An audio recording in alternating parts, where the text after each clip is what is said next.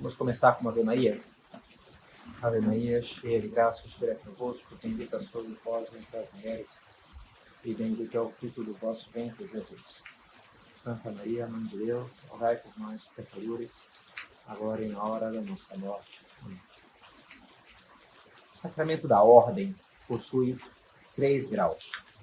O mais elevado é o grau do episcopado, dos bispos. O grau que eu recebi, o meu grau, é o segundo, o grau do presbiterado, que me faz ser um presbítero, ou um sacerdote, ou um padre. Mas antes de receber o grau do presbiterado, a gente tem que receber o primeiro grau, que é o grau do diaconado. Então, eu tive um período da minha vida em que eu fui ordenado diácono e ainda não tinha me ordenado presbítero. Foram 6 meses, que é um período mínimo que a igreja estabelece. E nesses 6 meses, estava continuando os meus estudos de teologia, terminando, e treinando para ser padre, né? Uma das coisas que a gente não pode fazer muito, não pode celebrar missa, não pode fazer confissão.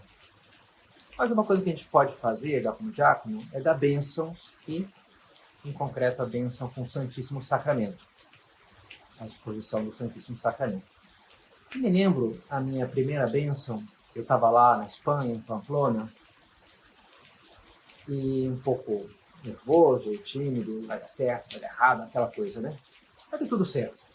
Me lembro 2 coisas dessa bênção. Primeiro, quando eu peguei o cibório, eu tive um certo choque pela leveza do cibório.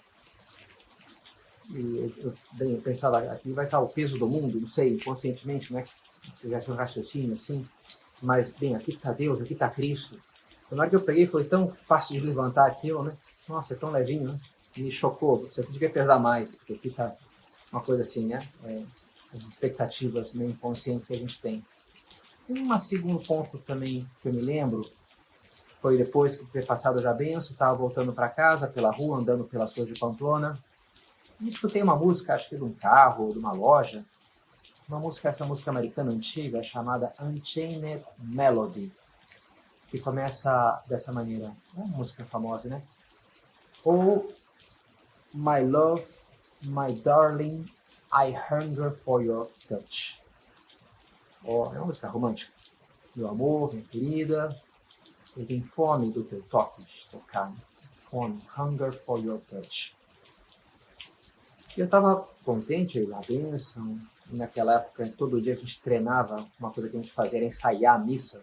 Pegava duplas de diáconos, um ajudava o outro, fazendo aí o teatrinho da missa. Lógico, eu não celebrava nem nada, não consagrava nem nada. Mas, e não precisava ler todas as leituras, mas fazia os ritos, terminava, aí o outro diácono criticava, olha, aqui você fez isso errado, aqui você podia ser mais devagar, podia ser mais rápido, aqui me parece que o formador disse que é melhor fazer assim, você fez assado. Então a gente foi treinando durante aqueles 6 meses, então, e sempre era uma expectativa de quando eu vou realmente celebrar a missa para valer, vou ter Nossa Senhora nas minhas mãos, vou consagrar o pão e o vinho, né? O corpo e o sangue do Senhor. Então, voltar da primeira bênção, escutando aquela música, me fez pensar, eu tenho fome de te tocar, como é que eu vou poder, então, finalmente, ter o Senhor nas minhas mãos? Que é uma coisa bonita que a gente tem esse desejo de receber o Senhor, de estar com Ele na Eucaristia. E sobre isso eu queria falar hoje, sobre uma devoção muito bonita, ligada à Eucaristia, que é a chamada comunhão espiritual. A comunhão espiritual. É uma devoção que tem sido razoavelmente fomentada pelos últimos papas. Em concreto, o Papa Francisco falou razoavelmente dela, inclusive muito por ocasião da pandemia, porque as pessoas, boa parte delas não podiam participar da missa, assistiam a missa online, e muito bem, ouviam a homilia, faziam as suas orações, faziam a oferta da sua vida, mas não podiam comungar, né? Então o Papa falava que estimulava que se fizesse a comunhão espiritual, justamente. Também o Papa Bento XVI, na JMJ de Madrid, na vigília, no sábado à noite, se faz uma vigília, e depois tem a missa domingo de manhã. Na vigília estava chovendo muito, como está aqui agora chovendo em Petrópolis, né? E aquela multidão começou a chover tanto que eles tiveram que cancelar a comunhão. Foi uma pena. estava previsto que não era missa, mas ia ter comunhão. Ia ter instituição da comunhão, vários pais sempre foram embora, e até caiu lá, uma ventania, caiu a cruz. Então foi um negócio meio caótico. Então eles resolveram melhor, olha, vamos distribuir a comunhão, porque isso é indelicado com o Senhor, vai cair suor na lama, sei lá o que pode acontecer aqui. Então se cancelou. Mas o Papa também animou as pessoas que fizessem, avisou que não ia ter comunhão, mas animou que as pessoas fizessem a comunhão espiritual. E até depois ele até dizia, olha, foi bom em certo sentido, porque podemos juntos redescobrir essa devoção tão bonita da comunhão espiritual, de expressar que Deus não receber a comunhão. E como é que isso funciona? Teologicamente, a gente diz que os sacramentos são canais instituídos por Nosso Senhor, canais da graça, sinais sensíveis, visíveis ao que eu toco, e através dos quais eu recebo uma graça invisível. Isso através dos vários sacramentos. Agora, também é verdade que a graça não está canalizada. A graça pode, de fato, atua mais além da dimensão invisível do sacramento. Dessa graça como que é. E mesmo a graça sacramental, a Igreja foi chegando ao longo dos séculos da teologia na convicção de que alguns sacramentos podem ter uma dimensão não sacramental. A graça pode agir mais além dos limites visíveis do sacramento. Por exemplo, o batismo do desejo, que a Igreja ensina essa doutrina, que uma pessoa, mesmo que não recebia as águas do batismo, se ela teve uma vida reta e desejaria receber o batismo, se tivesse conhecido o Evangelho, então ela recebe a graça através do chamado batismo do desejo. A Igreja fala também da contrição perfeita, a princípio, para ter perdoados os nossos pecados mortais, o caminho ordinário é a confissão.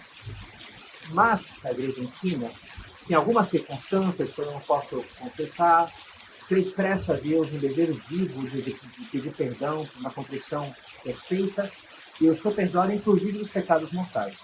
O ato de contrição perfeita. E dentro dessa lógica é que se insere, então, a comunhão espiritual, em que eu não posso, por um determinado momento, por um determinado motivo, não posso comungar naquela hora, mas eu tenho e expresso o desejo de receber o Senhor. E é bonito isso, né? É uma necessidade. Não é que eu precise, como eu preciso da graça do batismo e da perda dos meus pecados, para ir para o céu, por exemplo, né? Agora, a comunhão é mais propriamente a expressão de um desejo de amor. Do amor que quer estar junto do amado. Do amor que precisa do toque, né? Do abraço. O amor que pede isso. E é bonito, né? Que eu posso ter um amor tal, um desejo tal, de estar com o Senhor, que Deus é amor. E o amor é atraído pelo amor. Então, vem a minha alma. Por mais que eu não possa comungar agora, pelo motivo que for. Então, isso é o comunhão espiritual. E não só serve para, não vou poder comungar, então paciência, vou fazer uma comunhão espiritual. Uma coisa pode ajudar a outra. Eu, em concreto, faço umas quantas comunhões espirituais com uma maneira de me preparar para a missa. Tipicamente eu celebro de manhã cedo, então passo a noite, quando eu acordo, digo algumas comunhões espirituais.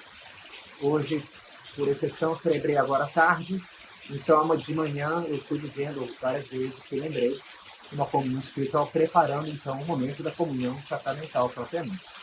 Então pode ser uma devoção muito boa, você não quer ir para a missa, vai na missa naquela tarde, no dia seguinte, cedo, então a gente faça uma comunhão espiritual, como que é o aperitivo, né? Que abre o apetite para depois vir o banquete, algo assim, a gente pode entender a comunhão espiritual. Como é que a gente vive essa devoção? É muito simples, basta expressar para Deus o desejo de recebê-lo na comunhão. Tipicamente, as pessoas fazem isso usando uma fórmula já elaborada previamente. Que fórmula? Olha, talvez a mais famosa seja a de Santo Afonso Maria de Ligório, que inclusive é a que o Papa usa, exerceu publicamente algumas vezes, então, a comunhão espiritual de Santo Afonso.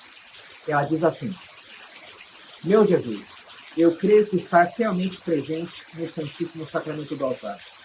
Amo-vos sobre todas as coisas, e minha alma suspira por vós. Mas como não posso recebê-los agora no Santíssimo Sacramento, vinde ao menos espiritualmente ao meu coração. Abraço-me convosco como se já estivesseis comigo. Uno-me convosco inteiramente. Não permitais que torne a separar-me de vós. Tem uma ideia que aparece muito nas devoções propostas por Santo Afonso, por exemplo, na Via Sacra. Eu fiz a Via Sacra dele também, há poucos dias atrás. Ele expressa esse desejo, não permita que ele me separe de ti. É uma coisa bonita, né? Eu não quero me separar, eu quero estar junto contigo. Eu não quero nunca me separar de você. Ele remeteu ao Papa Bento XVI, quando ele teve um encontro na Praça de São Pedro com crianças italianas que estavam se preparando para receber a primeira comunhão. Então foi divertido, as criancinhas fazendo várias perguntas e o Papa respondendo. E a primeira pergunta foi um menininho que perguntou: Papa, o senhor lembra como é que foi a sua primeira comunhão?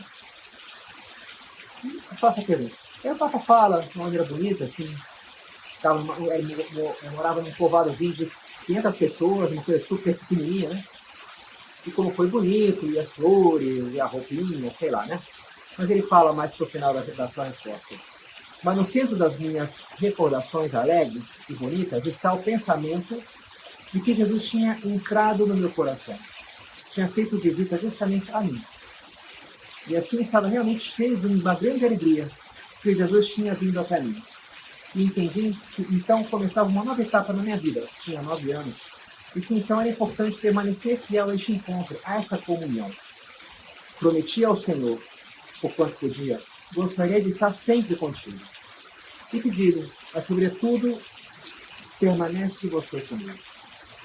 Dessa forma, a alegria da primeira comunhão foi o início de um caminho realizado juntos. Uma coisa bonita, né?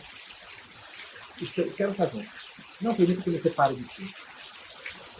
Essa fórmula da comunhão de Santo Afonso, comenta esse desejo. Eu quero estar contigo, Senhor. E não te soltar mais. Uma vez o cura Darcy, ele conta, estava celebrando a missa, estava com a hóstia já consagrada nas mãos, e lhe ocorreu uma ideia meio maluquinha. Ele dizia que ele disse: Jesus, se eu por acaso soubesse o que me condenar, que ia para o inferno, que ia ter que passar a eternidade longe de ti, sabe o que eu ia fazer? Se eu soubesse isso, eu ia te pegar agora, que eu te tenho nas minhas mãos, e ia te sequestrar. E não ia mais te soltar até eu morrer. Porque se depois eu não vou poder estar contigo, pelo menos enquanto eu puder, eu vou estar contigo aqui junto de mim. Lógico, né? Com um coração assim, não existe inferno, uma alma apaixonada dessa maneira por nosso Senhor, não tem como, né? Mas é bonito essa coisa, eu quero estar contigo, não me permita, não quero me separar. A única coisa que eu não quero é me separar de ti. É bonito que a gente tem esse desejo também. Agora, uma outra fórmula de comunhão espiritual, que no fundo é a que eu uso mais, é uma mais curtinha, que foi a que aprendeu São José Maria, quando ele era uma criança pequenininha no colégio que ele estudou, o Colégio dos Escolápios, lá na cidadezinha dele de Barbastro, na Espanha. E diz assim, essa fórmula: eu quisera, Senhor, receber-vos com aquela pureza, humildade e devoção com que vos recebeu a vossa Santíssima Mãe, com o espírito e o fervor do santo. Então, um pouco mais curta. E é interessante, o que a gente pode tirar dela? A gente pode ver nela esse desejo não só de receber o Senhor, mas de recebê-lo bem. De recebê-lo muito bem.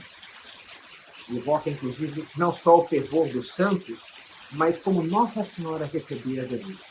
A gente pode imaginar que Nossa Senhora comungou, né? Participou nisso umas quantas vezes, talvez as mãos de São João. Não dá para imaginar que João tomou ela para morar junto assim, depois que Jesus pediu isso a ele na cruz. E João celebrava a missa, que o que Jesus pediu para ele na última ceia, fazer isso em memória de mim. Então ele fazia aquilo, pegava lá o pão, pegava o vinho e daria para Nossa Senhora. E Nossa Senhora, então... E é bonito pensar como é que ela recebia, sabendo que esse é o meu corpo, esse é o meu sangue, de alguma maneira um sangue, um corpo que tinha vindo dela mesma, do corpo dela mesma, do sangue dela mesma. E pensar nela imaculada, recebendo Jesus, nos faz pensar na importância da nossa purificação. Uma oração que fazia o Papa João Paulo II, eu costumo fazer também, é uma oração recomendada por São Luís Maria, que é aquela oração que começa com totus tuus, que virou o lema do Papa João Paulo II, né? Tudo teu sou, Maria. E termina com as palavras prebebi cor tu, ó Maria, dá-me teu coração. Então, é uma oração que ele recomenda para a gente rezar logo antes da missa, pedindo a Nossa Senhora o seu coração, para que eu possa receber Jesus num coração onde ele esteja a gosto, um coração imaculado, não esse coração tão sujinho e imaculado que é o meu coração, um coração do qual brota coisas que me mancham. Então, a gente pede para Nossa Senhora essa devoção, o coração dela emprestado, porque eu quero receber Jesus nesse coração. Esse contraste é o que nos propõe essa comunhão espiritual, que nos remete ao desejo de purificação, de pureza. É interessante, né? Através daquela pureza, humildade e devoção. Queremos chegar na devoção, que é o amor, mas para isso temos que passar pela pureza e pela humildade. E aqui, interessante, remete, me parece, a dois pecados, que são os pecados que um santo padre, chamado São Marcos Lacerda, um eremita do século V, ele diz, São Marcos, que são os dois pecados fundamentais, todos os pecados vêm deles.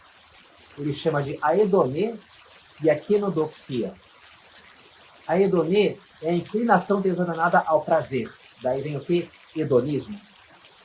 E quenodoxia vem de kenos doxa, vazio, glória, vanglória. A vanglória, a vaidade, o orgulho. A idoneia é o pecado do corpo, a quenodoxia é o pecado da alma, do espírito, o pecado dos anjos, né? Os anjos maus são orgulhosos, não tem clima de gula e luxúria, mas de orgulho sim. Então, para eu ter a devoção, receber Jesus com amor, eu tenho que me purificar da minha idoneia, por isso a pureza, né? E da quenodoxia, e por isso a humildade, para que assim brote essa devoção grande e bela como a de Nossa Senhora.